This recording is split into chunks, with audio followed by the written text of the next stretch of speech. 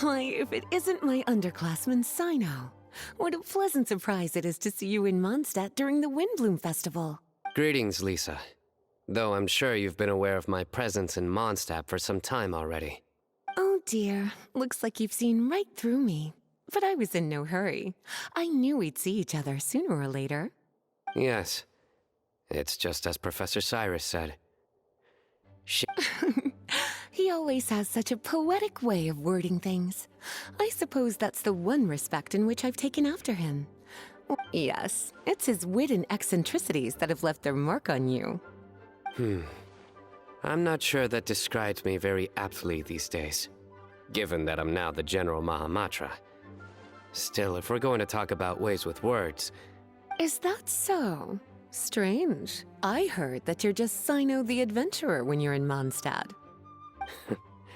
You make a good point. What do you think of Mondstadt during this time of year? It's quite nice, isn't it? Yes, it's very nice. I think I'm starting to understand your reasons for leaving the academia. I've always prided myself on making wise decisions, and that was certainly one of them. If our professor had been as sensible as you, he would have had a much easier time in his working life. Well, if even you feel comfortable criticizing him now that he's retired, it really goes to show how much he's changed. Stubbornness is an all too common vice among scholars. I hope that never rubs off on you.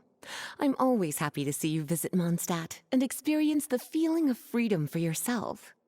I heard the latest news about Kale, too. No doubt the traumas of her childhood will persist for a while to come. But I have to say, she appears to be doing quite better this time than on previous visits. I suppose you're something of a mentor to her, aren't you? Now that I think about it, the two of you aren't so dissimilar. That's all in the past now.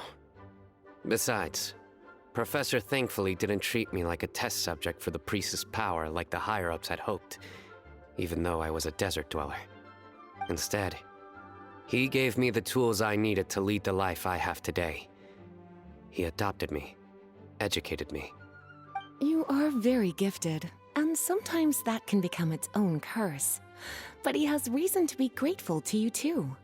Without you as his son/student, he may have never changed his stubborn ways.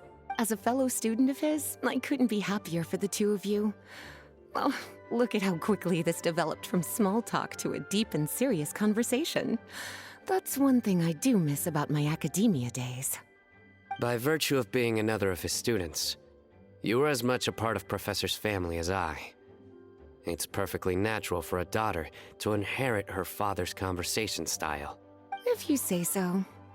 I suppose that means I get to call you baby brother from now on. I'd rather you didn't. Yes, there's the baby brother I remember.